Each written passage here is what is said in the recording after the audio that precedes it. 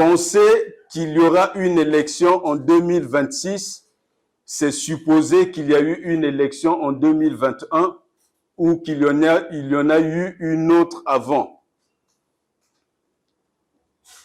Il faudrait se souvenir de l'histoire de notre pays, ne pas en perdre une miette. De 1992 à 1997, le temps qu'a vécu la République, donc le pacte entre tous les Congolais, le PCT a participé à toutes les élections pendant cette période. Il a perdu toutes les élections. Il est revenu au pouvoir par la force des armes, donc en violation du préambule de la Constitution et des principes établis de commun accord par tous les Congolais. J'ai rappelé l'unanimité de la nation à l'appel de l'adoption de la Constitution du 15 mars 1992.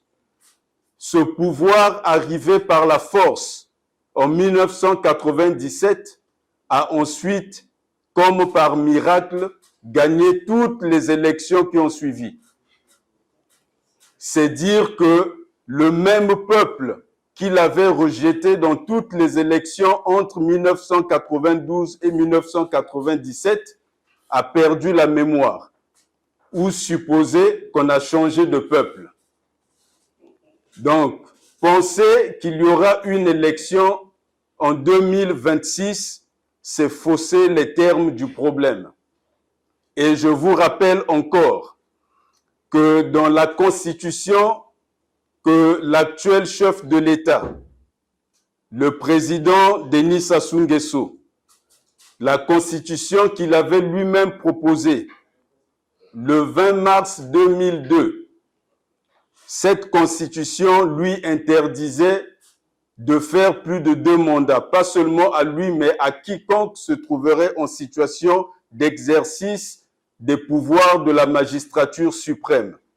Il n'était pas possible de changer, de modifier la Constitution dans les dispositions interdisant la prolongation des mandats. C'est donc en violation de la Constitution que le président de la République se trouve au palais aujourd'hui. Il n'avait pas le droit d'être candidat en 2016, il n'avait pas le droit, encore plus, d'être candidat en 2021, il n'aura pas le droit d'être candidat en 2026. Et nous n'attendrons pas la fin d'un mandat qui n'aurait pas dû commencer.